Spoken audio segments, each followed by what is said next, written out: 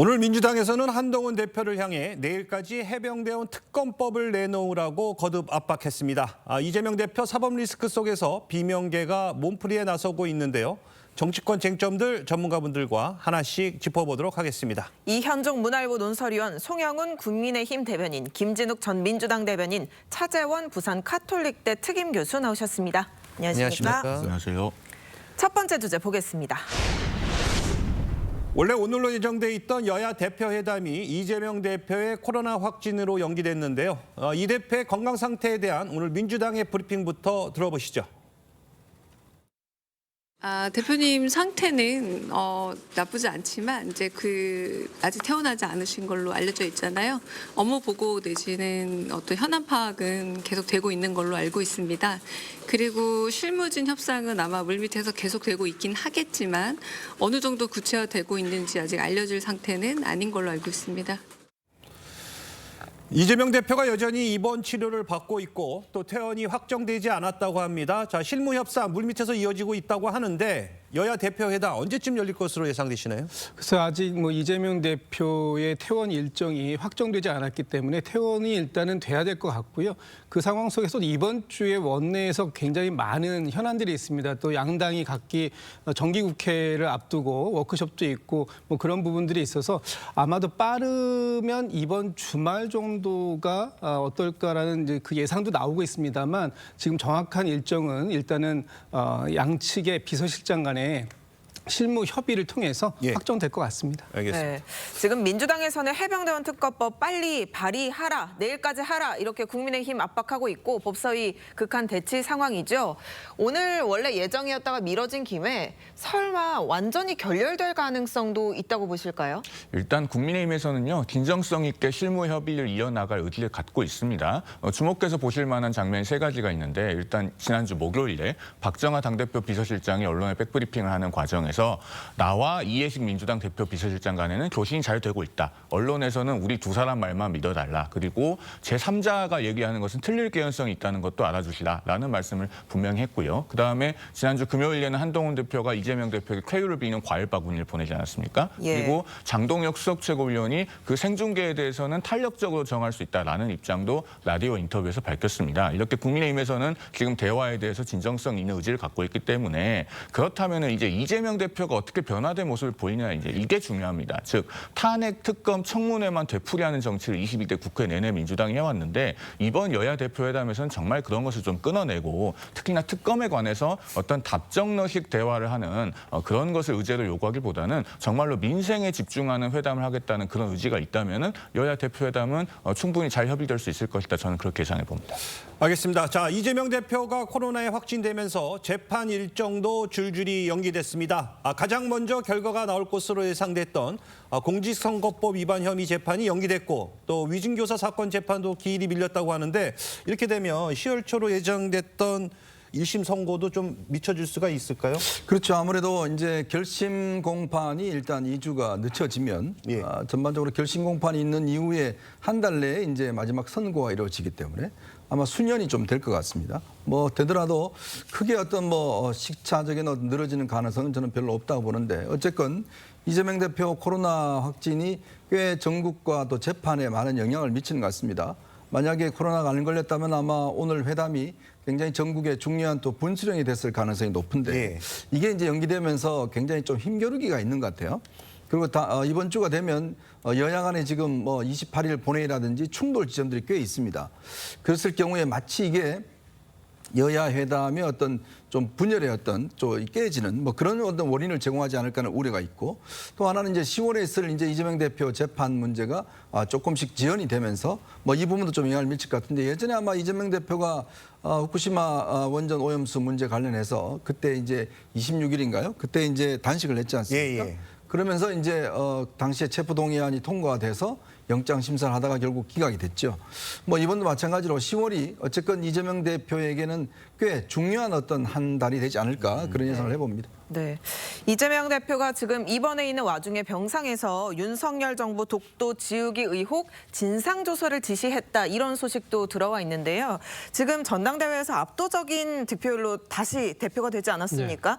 이번 선고 결과가 민주당에 좀 어떤 영향을 미칠 거라고 보시는지요? 아무래도 1심 결과 자체가 뭐 최종심은 아닙니다만 그 결과가 상당히 유죄로 판명이 날 경우에는 이재명 대표의 사법 리스크가 말 그대로 이재명 대표와 민주당의 발등의 불이 되지 않을까 생각이 듭니다.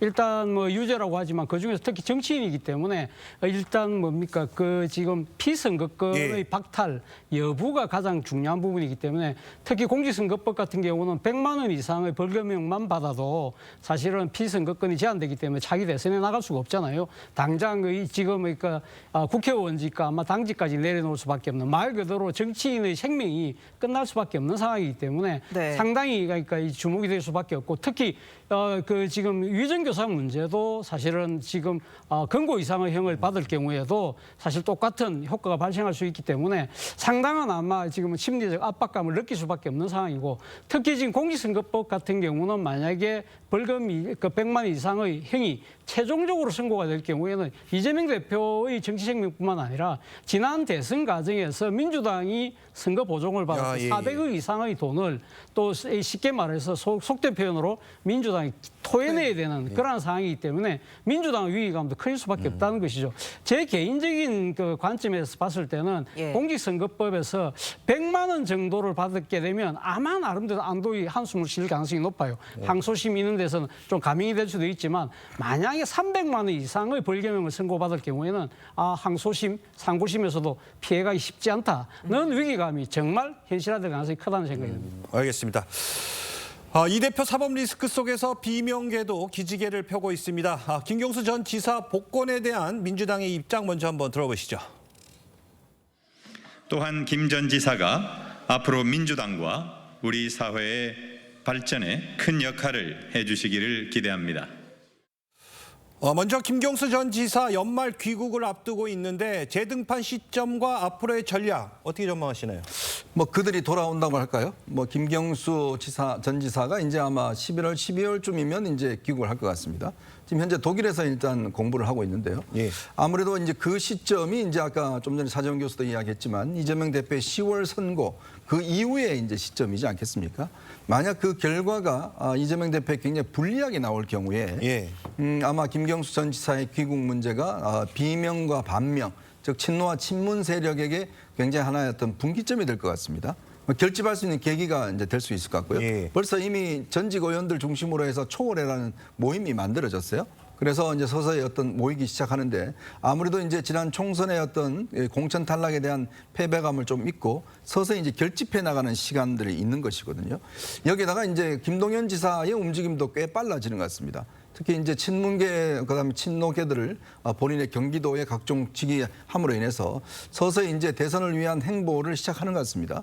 그리고 김부겸 전 총리 같은 경우도 아마 조만간 사무실을 마련하고 본인 활동을 시작한다고 하니까요. 어쨌건 10월에 이재명 대표였던 강고한 1인 체제가 조금의 균열이 생긴다 그러면 그 빈틈을 아마 이쪽에서 상당히 좀 치고 들어올 가능성이 저는 있다고 봅니다. 네, 비명계 인사로 김경수, 김동연, 김부겸 이렇게 언급을 다 해주셨는데 먼저 김경수 전 지사 좀 짚어보면은 친문계 구심점이 될 수 있다. 복권으로 인해서요. 이런 전망에 대해서 한번 말씀해 주신다면요. 일단 뭐 김경수 지사는 뭐 다 아시는 것처럼 친노 그룹에서는 막내 마지막 비서관의 역할을 했었고 또 친문 대통령 문재인 대통령을 만드는데 상당히 큰 역할을 했었던 그런 사람이기 때문에 아마도 어떤 뭐 구심점의 역할 할 수 있을 거다. 그런데 이제 가장 중요한 부분은 김 지사가 갖고 있는 어떤 권력에 대한 의지가 아닐까라는 생각이 들어요. 김경수 전 지사가 지난번 복권 이후에 어떤 형태든지 간에 우리 사회에 보탬이 되는 그런 역할을 고민하겠다고 했기 때문에 나름 복귀의 어떤 신호를 보낸 것이 아니냐 이런 역할은 말은 나오는데 당장에 김경수 지사가 뭐 귀국을 한다고 해서 친문 비명계, 소위 비명계 분들이 그럼 갑자기 다 같이 모여가지고 어떤 뭘 도모할 수 있는가 하는 부분에 있어서는 아직은 좀 의문점이 있다는 말씀드리고, 김동연 지사 같은 경우에는 제가 이제 경기도에서 대변인도 했었습니다만 네. 지금 김동연 지사 주위에 많은 문재인 정부 청와대 시절의 인사들이 모여 있습니다. 대표적으로 지금 경기연구원장을 맡고 계신 주영철 원장 같은 경우에는 대통령의 경제보좌관을 했었고요. 또 지금 강민석 대변인 같은 경우에도 청와대 대변인을 했었던, 그러니까 이런 분들이 굉장히 많이들 포진을 하고 있는 상황이기 때문에 오히려 지금은 김동연 지사의 움직임이 앞으로 시간이 지남에 따라서 조금 더 친문의 세력화의 가능성을 갖고 있는 거 아니냐, 이렇게 보시는 분들도 계신 것 같더라고요. 네, 그렇군요. 알겠습니다. 김부겸 전 총리도 한번 살펴보도록 하겠습니다. 자, 경북 안동 출신으로 어떻게 보면 이재명 대표와 좀 대조되는 측면이 강한 인물 아니겠습니까?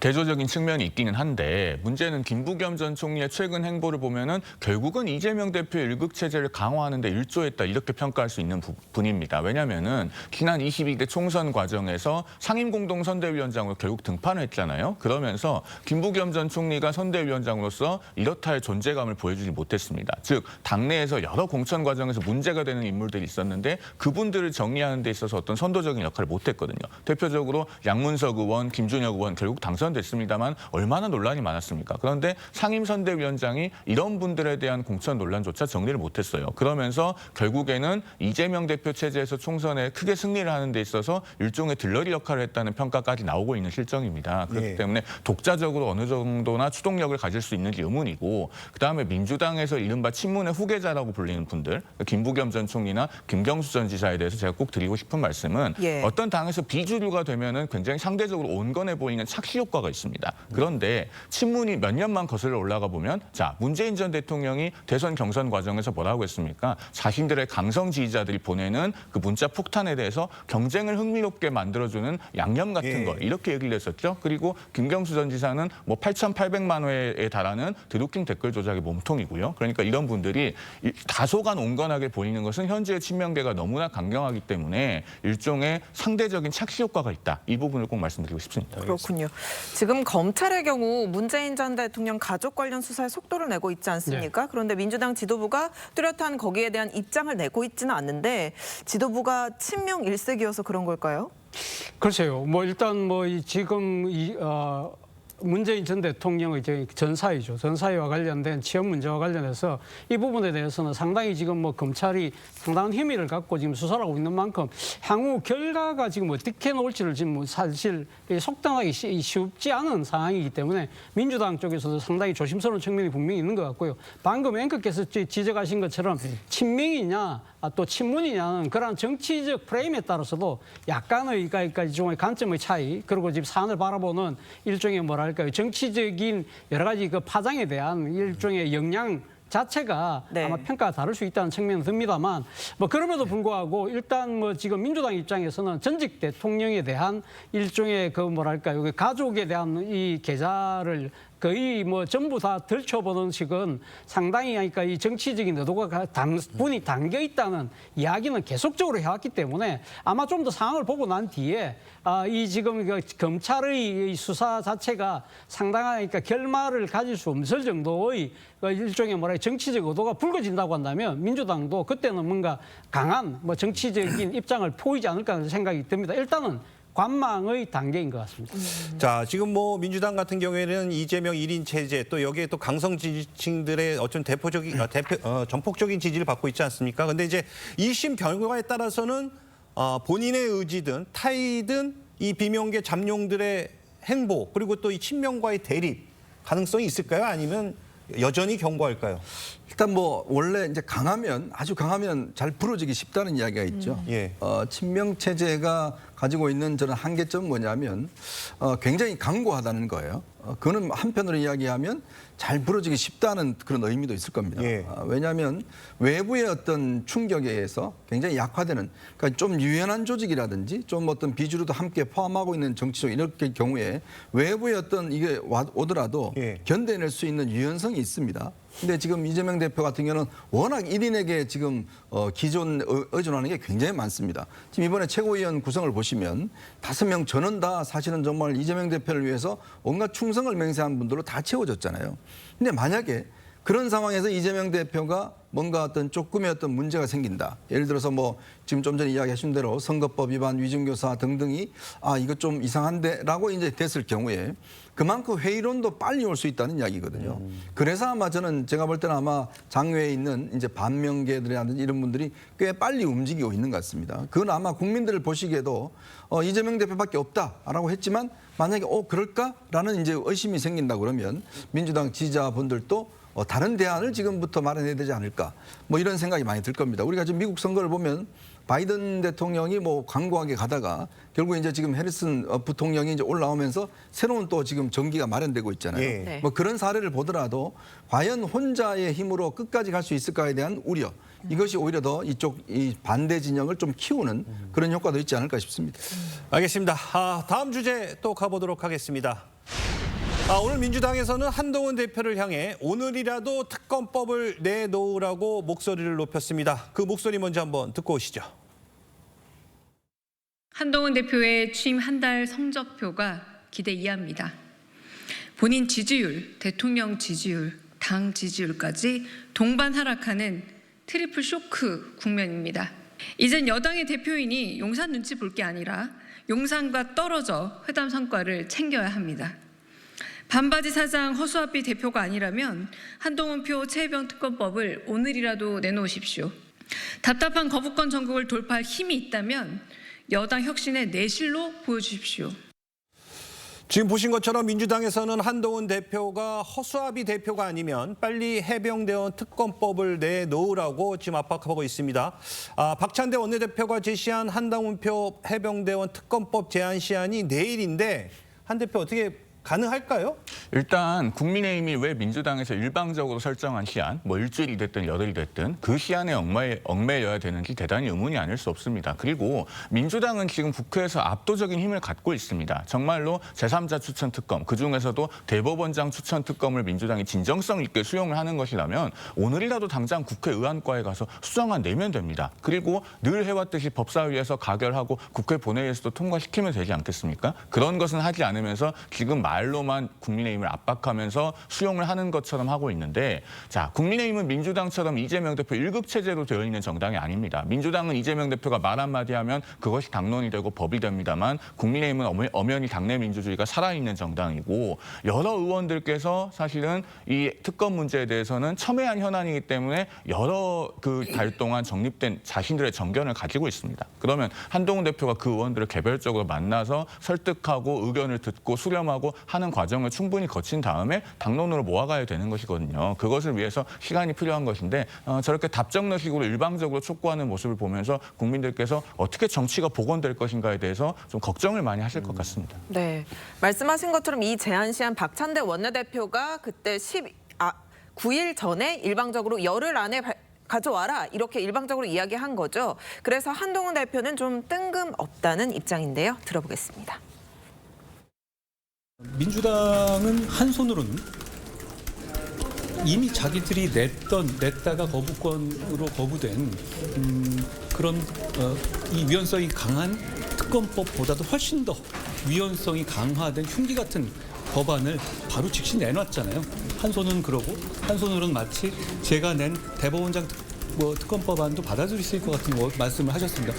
특히 열흘이니 무슨 언제까지니 이렇게 뜬금없이 시한까지 거는 것을 보면 지금까지 본인들의 입장하고는 좀 맞지 않는 면이 있다고 생각해요.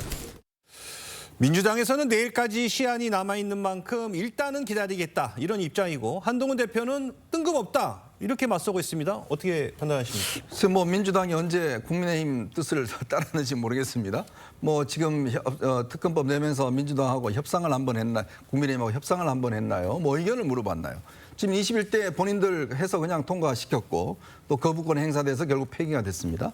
이번 법도 마찬가지죠. 본인들이 또 법사위 일방 통과를 해서 지금 법안 그 거부권이 들어와 해서 28일 날 아마 이제 제의 요구를 해서 법안이 처리될 것 같은데, 그러니까 그동안 본인들은 본인의 시간대로 시간표대로 계속 해놔놓고 이제 와서 당신들 시간표를 이렇게 제시해 줄 테니까 알아서 해라라고 이야기를 하면 이게 앞뒤가 맞는 건가요? 저는 뭐 이거는 뭐 국민의힘이 굳이 따라갈 필요가 없다는 것이고, 국민의힘은 국민의힘 나름대로 시간표가 있는 것이고, 민주당은 민주당들의 시간표가 있는 것이고, 아마 이제 이 문제가 오늘 회담을 했다라고 그러면 아마 오늘 의제가 됐을 겁니다. 네. 문제는 이제 아까도 말씀하셨지만 국민의힘은 누가 혼자 정하면 그냥 끌려가는 정당이 아니기 때문에 내부 반발도 있고 또 대통령실과의 어떤 조율 과정도 필요하고 그런 시간적 여유가 필요한 거죠. 그럼 뭐 한동훈 대표가 이걸 가지고 대표가 됐다고 해서 본인 마음대로 그냥 통과시킬 수 있는 게 아니지 않습니까? 그런 시간적인 어떤 상황이 필요하기 때문에 저는 아마 국민의힘은 국민의힘대로 또 한동훈 대표는 자신의 시간표대로 저는 움직여갈 것이다, 이런 생각이 듭니다. 네, 대변님 조금 전에 한 대표 말 직접 들었지만 내일까지 내놓을 생각이 전혀 없어 보이거든요. 그러면 민주당은 좀 어떻게 대응할 계획이신지요? 일단 기다려봐야 될 것 같습니다. 지금 중요한 건 한동훈 대표가 이 제3자 추천에 의한 특검법을 발의할 의지가 있는가, 또는 그런 의지가 말로만 있고 실질적으로 당내에서 할 수 없는 그런 처지 때문에 계속해서 그냥 구두로 하겠다라는 의지만 표명하고 시간을 벌기고 있는 것인가 하는 부분을 저희가 이제 궁금해하는 부분이에요. 할 의지가 있다면 지금 뭐 민주당이 내놓으면 되는 거 아니냐라고 했는데, 결국은 국민의힘에서도 10분의 의원들만 모으면 얼마든지 법안 만들 수 있습니다. 그리고 이미 나와 있는 법안이 있기 때문에 거기에서 소위 국민의힘에서 주장하는 독소조항이라는 부분을 국민의힘이 원하는 방식대로 거기다 기입해 적어가지고 제출을 하면 되거든요. 그걸 가지고 여야에서 협의하고 협상하면 될 것이고, 또 민주당에서는 지금 한동훈 대표가 얘기하는 그런 조건들에 대해서 전적으로 수용하겠다라는 의지도 밝히고 있지 않습니까? 그렇다면 지금 중요한 건 시한은 민주당이 왜 설정했냐, 그 시한을 우리가 따를 것이냐 따르지 않을 것이냐 하는 것은 본질이 아니다. 중요한 건 한동훈 대표가 생각하고 있는 이 최혜병 특검법에 대한 특검안을 언제까지 어떤 형식으로 발의하겠다라는 의지를 확실하게 보여주는 것이고, 그 의지의 표명은 법안을 제출하는 것이다, 이렇게 말씀드리는 겁니다. 자, 지금 뭐 한동훈 대표의 의지가 중요하다고 말씀을 해주셨는데, 자, 한동훈 대표가 본인이 대안으로 제시한 이 제3자 추천 해병대원 특검법에 대해서 만약에 속도를 내지 못한다고 하면 결국에는 한동훈 대표 입지에도 영향을 좀 미칠까요? 당연히 미치겠죠. 사실 뭐 한동훈 대표가 사실 지난번 전당대회 나올 때 그러니까 이 도전을 하면서 내세웠던 첫 번째 현안이 바로 이 지금 해병대원 특검법이었잖아요. 네. 바로 그런 부분들 때문에 사실 지난 전당대회 때 다른 후보들과 차별화를 가졌던 부분이고, 바로 그런 부분들이 보수의 혁신과도 상당히 맞닿아 있다. 그렇기 때문에 당신과 민심이 지지해 준 측면이 분명히 있거든요. 그렇기 때문에 지난 지금 대표 한 달 동안 이 부분에 대해서 거의 지금 침묵하다시피 한 부분은 사실 정치인의 신뢰라는 관점에서 보면 상당히 점수를 잃을 수밖에 없다는 것이고, 특히 이번 뭐 한 달 되면서 본인이 직접 소위를 이야기했잖아요. 지난 한 달 동안 많이 참았다 이랬는데, 네. 많은 사람들은 한동훈 대표가 참았다는 부분 자체가 아마 민주당을 겨냥한 그런 이야기라고 봅니다만, 듣기에 따라서는 지나치게 지금 용산의 눈치를 보면서 자신이 갖고 있는 정치적 아젠다를 제대로 제시 못하면서 참은 것이 아닐까. 그렇다고 한다면 이 정치인으로서의 신념을 넘어선 의제의 문제에도 상당한 문제가 있다는 생각이 들 수가 있다는 것이죠. 특히 본인이 또 이런 이야기를 했어요. 이견이 있는 부분은 투명하게 좁혀가는 과정이 진짜 정치라고 한다면, 사실은 이 야당과의 이견을 좁히기 앞서서 당내의 이견을 좁히는 과정, 특히 용산과 대통령과의 이견을 좁히는 과정에서 용기를 못 보여주고 있는 거 아니냐는 그런 비판에도 귀를 기울여야 한다는 생각이 듭니다. 그렇군요. 한동훈 대표가 이 해병대원 특검법에 대해 어떤 카드를 들고 나올지 굉장히 궁금한데요. 원내 의원들은 또 어떻게 설득할 수 있을지 궁금하고, 지금 어떤 구상 중일까요? 일단은 한동훈 대표는 당내 의원들을 설득하기 위한 작업들을 계속하고 있는 것으로 알고 있습니다. 다만 앞서도 말씀드렸듯이 이것은 조금 시간이 필요합니다. 사례가 있는데, 지금 주호영 국회 부의장이 육선 의원 아닙니까? 이명박 정부 때 그 특임 장관을 역임했죠. 특임 장관은 번째는 국회를 상대하면서 국회의원들을 설득하는 작업이 중요한 역할입니다. 당시 이명박 정부에서 민정수석을 하던 분이 법무장관으로 바로 간다는 설이 흘러나오니까 당시 여당 의원들이 반발했다는 겁니다. 그래서 의원들을 개별적으로 설득하는 작업을 했고 그 뒤에 법무부 장관을 실제로 지명할 때까지 한 달이 걸렸다는 주호영 국회부의장의 최근 회고가 있었어요. 자, 그런 사례를 보면 법무부 장관은 그냥 지명을 하고 인사청문회에서 청문보고서 채택이 안 돼도 임명을 하면 그만입니다. 그런데도 한 달이 걸렸는데 자, 이런 특검법 같은 첨예한 현안은 의원들을 개별적으로 설득하는데 그보다 더 많은 시간이 필요한 것은 당연하겠죠. 알겠습니다. 자, 민주당에서는 이 한동훈 대표의 취임 한 달 성적표가 기대 이하다. 본인 지지율, 대통령 지지율, 당 지지율까지 동반 하락하는 그야말로 트리플 쇼크 국면이다 이렇게 평가절하했는데 자, 국민의힘 대변인으로서 이 부분에 대해서 어떻게 생각하십니까? 일단은 당선 한 달이라고는 하지만은 8월 5일에 당 지도부가 완성이 됐기 때문에 실질적으로는 한 20일 정도 됐습니다. 그러면은 학교로 치면 중간고사나 기말고사는커녕 아직 쪽지시험 볼 타이밍도 안 됐다 그렇게 말씀을 드리고요. 그다음에 민주당에서 자꾸 평가절하를 하시는데 우리가 시험을 보면은 채점을 매기는 것은 선생님 아닙니까? 정치인에 대한 평가도 사실은 국민들 께서 하시는 거예요. 그러면은 그 민주당에서 이걸 평가를 하고 말고 할 게 아니죠. 사실은 그 수업 시간에 자꾸 수업 주제와 관계없는 다른 얘기하고 그다음에 그 옆줄에 있는 학생들한테 손가락질하고 뭐 큰 소리 내고 이런 분들이 사실 동료 학생을 평가하는 것은 앞뒤가 맞지 않다. 제가 그런 말씀도 같이 드리고 싶습니다. 자, 민주당 전 대변인으로서 이 부분에 대해서 한동훈 대표의 한 달 어떻게 평가하십니까? 지난 한 달 동안 한동훈 대표가 의지는 있었는지 모르겠습니다만 실질적으로 행동으로 보여준 것은 거의 없었다. 특히 용산과의 당정 갈등 관계를 어떻게 해소해내고 또 당에서 용산의 대통령실을 견인해 올 수 있었는가 하는 부분들을 저희가 좀 기대를 했는데 그 부분에서 전혀 이루어진 게 없었다고 보여지고요. 지금 한동훈 대표가 지금 당장 해야 할 부분은 본인이 당을 장악하라고 하는 건 아닙니다. 당에서 의견을 모아가지고 오는데 대표로서 책임 있는 역할을 해달라는 그 말씀을 드리는 것이고요.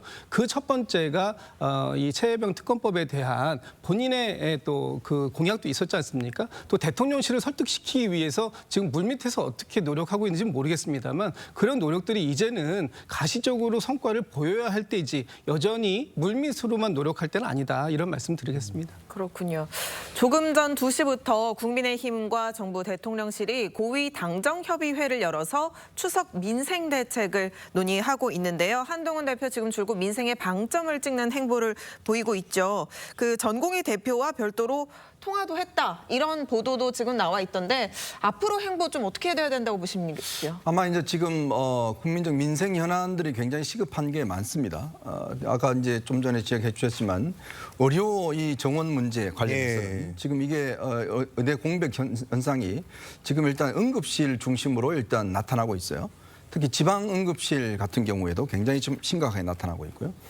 최근에 김종인 전 위원장 같은 경우는 본인이 다쳐서 이 119를 불렀는데 22번을 콜을 했는데 안 왔다는 뭐 그런 이야기도 있었지 않습니까? 그만큼 현실화되고 있고 실제로 이것이 오랫동안 방치할 경우에 다음 대선 전에 굉장히 중요한 이슈로 등장할 수가 있습니다. 네. 아마 그래서 한동훈 대표가 이 문제를 좀 해결하겠다 해서 최근에 이뇨한 최고위원에게 일단 이 문제에 대한 의대 측의 어떤 의사분들의 어떤 의견 수렴을 부탁한 적이 있는 것 같아요. 예. 그래서 본인이 직접 박단 지금 전공희 대표와도 이제 접촉을 했고 그렇다면 이제 문제는 이거를 어떻게 지금 대통령실의 강구한 입장과 중간에서 좀 중재할 수 있을까? 이거에 대한 이제 현실이 남아 있는 것이고요. 특히 추석을 앞두고서 지금 집값 문제 또 지금 금리 문제라든지 그다음에 전기차 화재 문제라든지 이런 것들이 있는데 지금 일단 본인도 이야기했지만 일단 정부와 대통령실을 견인하겠다는 이야기를 했지 않습니까? 취임할 때. 이제 그런 것들을 이제 구체화적으로 앞으로 당의 목소리는 결국 이제 국민들의 어떤 여론들 이런 부분들을 집중적으로 제기하는 문제들. 아마 이제 25만 원 같은 경우도 물론 그 자체는 문제가 있지만 그렇지만 또 저소득층을 위한 어떤 특별한 대책은 마련돼야 된다는 거. 아마 이런 부분 등을 아마 정부 측에 상당히 요구를 할 것 같습니다. 알겠습니다. 자, 이 추석 민심 굉장히 어떻게 보면 정치인에서는 굉장히 중요한 그런 날이라고 볼 수도 있겠는데 교수님이 보시기에 만약에 오늘 그 당정대 거기 가서 민생 중에 제일 시급한 거 하나를 만약에 건의를 한다 그러면 어떤 얘기를 해주고 싶어요? 이번에도 아무래도 뭐 폭염과 관련해서 상당히 취약계층들 같은 경우는 전기를 사용하는 데 상당히 위축될 수밖에 없는 그런 상황이잖아요. 그렇다고 한다면 전기료 감면 문제 이런 부분들을 해결할 필요가 있다는 생각이 듭니다만 문제는 한전이 지금 엄청난 적자를 내고 있다는 거예요. 그렇다고 한다면 지금 취약계층에 대한 지원은 분명히 필요하지만 그러나 한전에 대한 지금 이제 계속적으로 눈덩이처럼 불어나고 있는 이 적자는 어떻게 할 것이냐. 여기에 대한 양쪽 모두의 방안을 만약에 뚜렷하게 제시할 수만 있다면 뭐 국민들이 박수를 치지 않을까 생각이 듭니다만 상당히 그와 관련해서는 입법과 관련된 문제도 분명히 연계되어 있거든요. 그렇다고 한다면 이 지금 당정 간의 일종 합의를 넘어서 일종의 그 뭐랄까요, 여야 대표회담을 통해서 이 문제를 만약에 견인해낸다고 한다면 상당한 아마 정치인으로서의 한 걸음을 더 올라가는 토대를 만들 수 있지 않을까 생각이 듭니다. 전기료를 말씀해 주셨습니다. 자, 다음 주제로 가보도록 하겠습니다. 후쿠시마 오염수가 방류된 지 1년이 지났습니다만 여야의 공방은 여전합니다. 민주당의 입장이 과거와는 조금 달라진 모습인데 민주당의 발언부터 듣고 오겠습니다. 이 오염수는 빠르면 7개월, 늦어도 2년 후에 제주해역에 유입되어 우리 해양 생태계 및 수산업에 막대한 피해를 입힐 것으로 예상되고 있습니다. 후쿠시마 오염수가 우리 해역에 유입되는 데에는 4, 5년에서 10년이 걸린다고 합니다. 1년이 지났는데 아무 일 없지 않냐고 들이대는 것은 무지와 경망의 비논리입니다. 자, 뭐 지금 보신 것처럼 민주당의 입장이 조금은 달라진 것 같은데 지난해 4월만 하더라도 빠르면 7개월 후에 우리가 이게 도달할 수 있다 이러다가 이제는 4, 5년이 지나야 좀 온다. 이렇게 좀 민주당의 입장의 변화 뭐 이유가 있습니까? 그러니까 지금 후쿠시마 오염수에 대해서 이것도 역시 정부가 자꾸만 야당을 탓하는 모습을 보여주는데요. 이것도 중요한 것은 일본의 마음입니까? 후쿠시마 오염수에 대해서 국민들이 갖고 있는 이 불안감, 이것을 해소시켜주는 것이 정부의 역할입니다. 후쿠시마 오염수를 방류한 일본에 대해서는 아무 말도 못하고 왜 그 국민의 불안감을 지적하고 있는 야당을 탓하는지 저는 잘 모르겠다는 말씀 드리겠고요. 지금 정부가 마치 일본의 대변인 역할을 하는 것처럼 이렇게 역성을 들고 야당을 공격하는 모습, 이런 모습들 때문에 이 윤석열 정부가 친일을 넘어서 숭일하고 있는 거 아니냐, 이런 비판이 있는 거 아닙니까? 지금 윤석열 정부가 처음에 물잔론을 얘기했습니다. 우리가 반을 먼저 채우면 나머지 반은 일본이 채울 거라고 얘기하지 않았습니까? 그런데 지금의 모습을 보면 나머지 반도 일본이 아니라 우리가 채우라는 그런 요구를 일본이 당당하게 하고 있는 게 아닌가, 이런 생각이 들 정도로 일본에 대해서 우리가 너무 할 말을 못하는 게 아닌가라는 생각이 들고요. 지금 이 오염수 문제는 지금 계속 방류를 하고 있어요. 그리고 앞으로 30년 동안 또 계속 방류를 할 예정입니다. 이런 부분에 있어서 과연 지난 1년 동안에 어떤 그 기준치를 넘는 부분이 없었다고 해서 앞으로도 그럼 계속해서 안전하냐, 이렇게 지금 정부가 나서서 그 안전을 강조할 것이 아니라 우리가 계속해서 국민의 건강권과 안전을 보호하기 위해서 더 많은 노력을 하겠다, 그런 모습을 보여주셔야 될 때가 아닌가라는 생각이 듭니다. 자, 뭐 지금 뭐 국민의 어떤 불안감을 지적하는데 왜 자꾸 야당을 공격하는지 모르겠다. 그리고 민주당은 입장이 달라진 게 아니라 장기적인 관점에서 문제 제기를 하는 것이다라고 얘기를 하고 있는데 대체 무엇을 근거로 오염수가 안전하다고 주장하냐, 이렇게 지금 입장을 고수하고 있거든요. 이에 대해서는 어떻게 생각하십니까? 자, 그러면 한 10여 년 전에 광우병 이야기를 했는데 그것도 좀 더 시간이 지나봐야 되나요? 한 20년 지나봐야 영향이 나타나요? 그 문제에 대해서 지금 민주당이 사과한 적이 있습니까? 자, 그리고 성주 사드 기지와 관련된 전자파 참여에 대해서 그럼 그것도 한 10년 지나봐야 아나요? 그 문제가 제기한 적이 있습니까? 당장 몸에 튀긴다고 그렇게 선동하던 사람들이 누굽니까? 지금 본인들 이야기도 앞뒤가 틀리잖아요. 7개월 후면 영향이 나타난다면서요. 누구 이야기 듣고 그 이야기 하신 겁니까? 근데 김민석 최고위원 같은 경우는 뭐라고 그랬습니까? 이게 뭐 경망한 논리라고요? 아니 그러면 본인들이 지금 이야기하는 4년, 5년과 그때 작년에 이야기했던 7개월은 도대체 누구 이야기를 듣고 저런 이야기를 하는 겁니까? 바로 그 지점을 지나가는 겁니다. 지금 무슨 친일 반일로 지금 문제를 확대시킬 게 아니라 당장 작년에 민주당이 마치 후쿠시마 물을 지금 들어오면 바로 우리 국민들이 오염되고 뭔가 큰일 날 것처럼 그렇게 선동했지 않습니까? 그렇게 여기 광화문 나와서 매일 시위했잖아요. 네. 그럼 그 부분에 대한 부분들을 국민들에게 사과라는 이야기입니다. 당장 자기들 이야기도 틀리잖아요. 누구 이야기를 믿을까요? 그럼 누구 과학자 이야기를 듣고 도대체 7개월에 이야기를 하고 4년, 5년을 이야기하고 자기들끼리도 모순이 있지 않습니까? 이 부분을 지적하는데 이것도 그러면 10년 뒤에 이야기할 건가요? 10년 뒤 되면 그럼 앞으로 100년 뒤에 이야기할 건가요? 도대체 이렇게 어떤 근거를 가지고 과학적 근거를 가지고 저렇게 시위를 하고 국민을 선동해 놔놓고 이제 와서 아무것도 더 지나봐야 된다? 이거야말로 무책임한 거 아닙니까? 자, 과학적 근거가 뭐냐 이렇게 지금 주장하고 있습니다. 저는 지금 일본이 후쿠시마 지금 오염수를 지금 방류한 게 1년 됐습니다만 1년 동안 우리 해역에 문제가 없었기 때문에 앞으로 안전하다고 이야기하는 것도 상당히 빠르고 그렇다고 해서 지금 민주당이 이야기하는 것처럼 마치 우리가 지금 상당히 그 핵 방사능이 오염된 그러니까 물고기를 먹을 수 있을 것처럼 이야기하는 부분도 저는 잘못됐다는 생각이 들어요. 어떻게 보면 뭐 시청자들께서 야, 저 양비론 이야기하는 거 아니냐고 말씀하시는데 네. 실제 우리가 지금 일본 후쿠시마에서 벌어지고 있는 일을 우리는 주의 깊게 볼 필요가 있다는 겁니다. 사실은 최근에 지금 그러니까 이 2011년에 후쿠시마 원전 사고가 났잖아요. 예. 13년 만에 드디어 처음으로 일본에서 원자로 해서 지금 그 사고 난 원자로 1호기에서 지금 그러니까 이 핵 연료 그러니까 이 지금 잔해를 끄집어내는 일을 하려고 했어요. 파이프를 연결해 22m짜리 파이프를 연결해서 얼마를 이번에 제거하냐면 3g이에요. 3g을 하려고 했는데 그게 결국 실패로 끝났어요. 지금 이 핵 원자로 안에 남아 있는 게 880톤이 남아 있어요. 그 일본의 원래 생각은 2051년까지 이걸 다 제거하고 폐로를 하고 더 이상 오염수를 안 나오겠다고 하는 것인데 지금 3g 꺼내는 걸 13년 만에 시도했는데 이게 실패했다는 거예요. 그렇다고 하면 2051년에 폐로가 되느냐? 제가 생각해서는 거의 불가능합니다. 그렇다고 한다면 이게 앞으로 70년, 80년, 100년까지 갈 수도 있다는 거죠. 그럼 그 사이에 계속적으로 오염수는 하루에 100톤씩 이상씩 계속적으로 발생하고 있고 실제 지금 이 지난 1년 동안 방류하는 동안에 소위 말해 핵 다종 시설이라는 거 알프스라는 걸 처리를 해서 예. 내보냈지만 그렇지 않은 경우 실수에 의해서 그것이 처리되지 못하고 지하수를 오염시킨 경우도 꽤 있거든요. 이러한 부분들이 앞으로 어떻게 나올지는 아무도 모른다는 거예요. 그렇기 때문에 1년 지켜보고 난 뒤에 안전했기 때문에 이 어느 한쪽이 틀렸다 그러다 이렇게 이야기하기보다는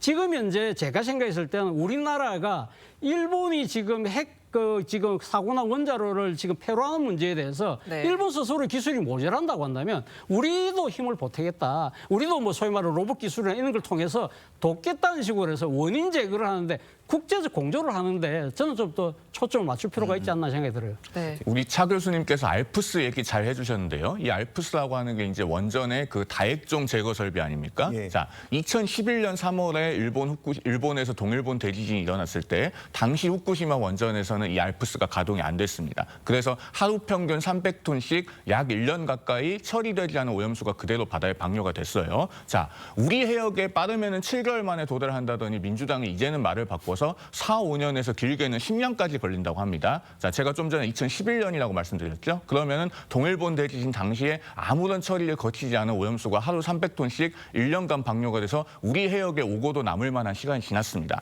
최근 1년간 우리 해수부가 5만 번 가까이 측정을 했는데 99.8%는 방사능이 검출이 안 됐고 나머지 0.2%는 기준치의 50분의 1도 안 되는 극미량만 검출됐다는 거 아닙니까? 그 당시에 아무런 처리를 거치지 않은 오염수가 방류가 되고 나서 13년이 지났는데 지금까지 우리 해역에 영향이 없는 거예요. 자, 이쯤 되면은 과학을 인정해야 됩니다. 제가 지금 드리는 얘기는요, 비전문가인 제 얘기가 아니고 그 경희대 원자핵공학과 정범진 교수님 같은 많은 원자력 전문가들이 공통적으로 해온 이야기입니다.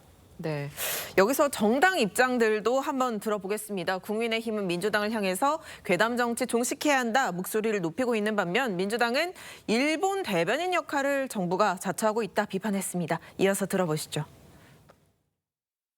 후쿠시마 원전 처리수가 방류된 지가 한 1년 정도 지났죠. 그 즈음과 그 이후에 더불어민주당이 했던 발언들을 한번 곱씹어 봐 주시기 바랍니다. 그 말 중에 하나라도 실현됐다면 지금 우리 바다는 오염돼 있어야 하고 수산업은 황폐해 있어야 하고 우리 국민의 건강은 위협받고 있어야 합니다. 그렇지만 그때 더불어민주당이 했던 말들 중에서 실현된 건 하나도 없습니다. 이런 식의 괴담 정치를 반드시 종식해야 한다라고 생각합니다. 한동훈 대표가 후쿠시마 핵 오염수 방류 1년간 안전 문제가 없었다면서 괴담 정치 종식을 주장했습니다. 원전 처리수라는 일본식 용어까지 쓰면서 편들기에 나섰습니다. 작년 10월 이후 방사능 자료를 제공하지 않는 일본 정부를 추궁하기는커녕 아예 일본 정부 대변인으로 나서다니 명색이 한국 여당 대표로서 창피하지도 않습니까?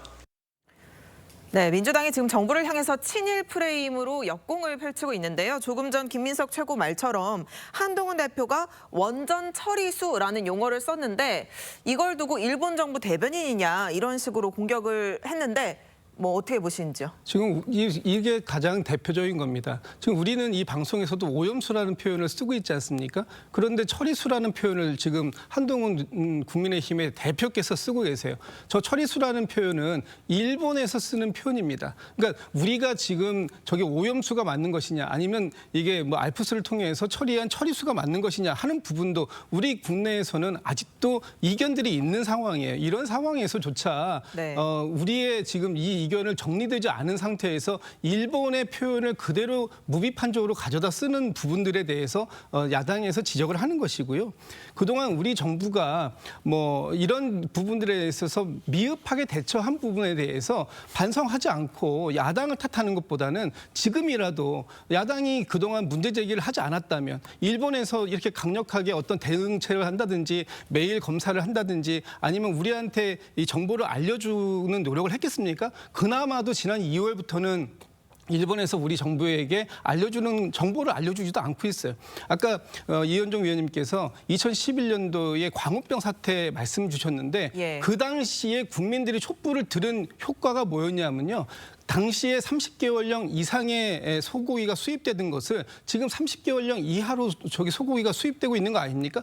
그런 효과들 때문에라도 국민들이 지금 안전하게 소고기 먹을 수 있는 것이고 이건 수산물도 마찬가지입니다. 일본에 대해서 강력하게 우리가 문제를 제기했을 때 일본도 어떤 조치를 가시적인 조치를 취할 수 있는 것인데 그러면 일본이 아무런 조치를 취하지 않아도 된다는 그런 우리가 시그널을 줘야 되겠냐 하는 측면에서 야당의 역할은 온전히 야당으로서 할 수 있는 역할이다. 국민의 안전과 건강을 지키기 위해서는 좀 다소 무리가 되더라도 또는 다소 좀 도가 넘는 그런 그 검역의 요구라도 우리가 할 수 있어야 되고 그런 것들이 통해서 결국은 국민의 안전을 지킬 수 있는 것이다. 저는 그렇게 생각합니다. 그러면 야당은 아무런 그 잘못을 사과할 게 없나요? 야당은 아무 잘못이 없나요? 본인들은 핵폐수라고 그러고 그다음에 세슈무력이라고 그러고 맨날 나와 시위하고 정부가 1조 6천원이나 돈을 들였지 않습니까? 예. 자, 정부에 대해서 비판하는 건 좋습니다. 그럼 야당은 아무런 잘못을 하지 않았나요? 했는데 국민이 안전됐다? 세계적으로 광우병 보고된 적이 있습니까? 광우병 걸렸다는 사람이 있어요? 자, 그래 놔놓고 지금 와서 그거에 대해서 국민의 안전이 보장됐다고 이야기하는 논리. 더군다나 맨날 시위하고 매일 이렇게 국민들의 불안감을 조성한 데 대해서는 아무런 사과도 하지 않고 정부로에서 제기했는데 그게 무슨 잘못이냐? 정말 제가 볼 때는 야당은요.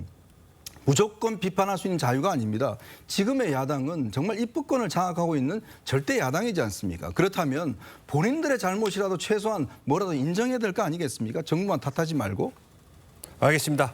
자, 그런데 지난해죠. 이맘때 아마 그 시청자 여러분도 많이 기억하실 겁니다. 이 수산물 안전에 대한 소비자 걱정이 컸었습니다.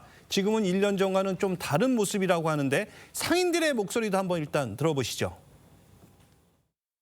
1년 전에는 일본산 참돔이라면 무조건 안 잡으셨어요. 근데 지금은 많이 좀 둔화됐어요. 그리고 손님들 자체도 방사능 검사를 다 그 경매하는 걸 아시니까. 자, 뭐 소비자들 역시 과거에 비해서는 불안해하지 않는 것 같은데, 자, 오히려 수산물 판매가 방류 직전이 지난해 상반기보다는 늘었다. 이런 수치가 나오고 있습니다. 방금 우리 상인께서도 말씀하셨듯이 예. 지금 일본의 오염수 방류 문제 때문에 우리나라 정부가 상당히 나름대로 대책을 강구했잖아요. 그렇기 예. 때문에 우리 해역의 이 수산물의 안정성 문제에 대해서 철저하게 검사를 하고 있고 그 결과가 일단 기준치 이하로 나오기 때문에 거기에 대한 믿음 때문에 아마 상당히 수산물이 상대적으로 늘었던 것이 아닐까 하는 생각이 듭니다. 지난 상반기만 하더라도 일본이 오염수를 방류한다고 하니까 그 불안 심리가 강했던 것이죠. 그렇기 때문에 지금은 뭐 그 이하로 있고 그리고 특히 큰 문제는 없다고 아마 국민들이 판단하는 것 같아요. 그런데 저는 그런 생각을 합니다. 이 정치라는 것은요, 민심보다 한 반발짝 정도 앞서가야 되거든요. 그렇다고 해서 지금 국민들이 안심하고 먹으니까 더 이상 우리가 뭐 검사 안 해도 되겠지, 이런 생각할 것이 아니라 이럴수록 좀 더 많은 대책을 통해서 그 안전한 수산물, 건강한 국민들의 민생이 될 수 있도록 좀 더 노력을 더 많이 하는 것이 저는 중요하지 않을까 생각이 들어요. 그렇군요. 일본 기시다 총리의 경우 다음 달 초 방한 가능성까지 지금 거론이 되고 있는데요. 대변인, 이재명 민주당 대표가 병상 첫 지시로 이 윤석열 정부의 독도 지우기 진상조사단 꾸려서 살펴봐라, 이렇게 역사 논쟁을 계속하고 있는데 좀 이에 대해서 어떻게 생각하시는지요? 제가 방송에서 웬만하면 개인적인 이야기를 잘 안 드리려고 하는데요. 정부나 여당이 지금 독도 지우기 같은 무슨 프로젝트가 있다고 하면 아마 저부터 대변인에서 자를 겁니다. 저는 독도가 본적입니다. 경상북도 울릉군 울릉읍 독도 이사북길 63번지가 제 본적인데요. 예. 거기가 어디냐면 독도 동도에 있는 우리 국토의 최동단입니다. 거기에 독도 등대가 있어요. 우리 시민들께서 독도에 대한 주권을 더 명확히 하는 차원에서 독도로 본적을 옮기자고 하는 그 운동이 있습니다. 그래서 저도 독도가 본적이고 제 아들도 독도가 본적인데 네. 정부 여당이 지금 독도 지우기 같은 무슨 계획이나 음모가 있으면 저 같은 사람을 대변인을 쓰겠습니까? 제가 그 말씀으로 가담하겠습니다. 알겠습니다.